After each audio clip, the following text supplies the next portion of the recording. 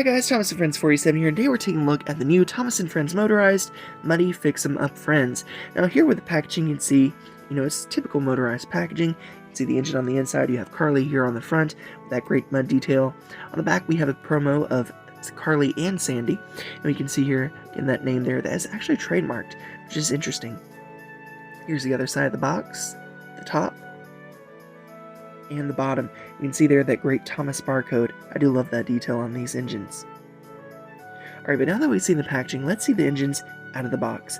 And here you can see we have Carly and Sandy. Now let's take a look at Carly first. Now she comes with her crane arm detached. It's on that little flat car, so we're going to go ahead and add it to her here for the review. And you can see it's kind of stiff getting it onto there. But there we are, and you can see that it has a good bit of functionality, which I'll go over in just a moment. But on Carly, you can see she has a lot of great mud detail, including the muddy wheels. The crane arm's okay, you can see it extends out like this, and it can turn 360 degrees, so it is a bit stiff. Also, you'll see that that arm kind of just droops down. It does have one point of articulation down and then back up again. And you can see that you can turn it around like this. So I've given a review on this type of engine before. It's not my favorite. I wish there was a little bit more playability with it, but it's not bad. You can see that she can't hold Trackmaster Sandy, and she cannot hold Push Along Sandy at all. Alright, now here's the front of Carly, and you can see she has some muddy details there. Very nice. And then here's the other side. And then here's the back of the engine. You'll see you have great detail there, just none of it's painted. Here's a look at the top, and you can see that crane arm in better detail there. Here's a look at the bottom.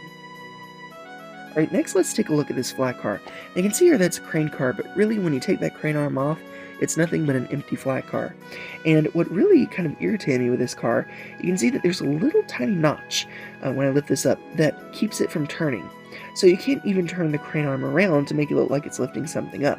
It's basically just there to hold it so the packaging doesn't have to, and I don't really like that. Here's the front of the car and the back. And then here's a look at the top of the car. And with the crane arm removed, you can see there's just a little bit of like line detail, but I don't know, I don't like it. Here's the bottom. And then here is Sandy. Now this is a surprising model, because this is a motorized version. This is not the push-along version. It's not the push-along mold, and you can see here it's quite a bit larger than the motorized, or excuse me, than the push-along version. Even the coupling hook there is scaled up, and I don't really understand that. It doesn't look bad, but it's not like the best model. You also see that it's kind of one of those hoop couplers, so it can be attached on like a little ring so it can rotate. You have a little bit of window detail, but the most part, it's just like plain plastic. You'll see that this model too doesn't have the lamp detail on the side or the extra molded details. And on this side you can see there also the back is incredibly plain, and I just don't get that because the push-along model is beautiful, excellently detailed, and this just kind of feels kind of bland. Here's a look at the top of the model. And again, a comparison to the push-along model will show you that that caution light is only detailed pink, where here it's yellow, and also that little hoop on the top is painted gray there. There's just teal there. And of course, here's a look at the bottom. This one has a triangle safety screw, while push-along has a Phillips head screwdriver. Or Phillips head screw, excuse me. So in all, what do I think of the Muddy Fix 'em Up Friends pack? Well, I'm going to be honest with you, I have a love-hate relationship with this pack. And when I say that, I was excited for the pack. I was excited for the motorized version of Sandy. It would always surprise me that they made a motorized version of Sandy. Now, she's not motorized, but I meant motorized range.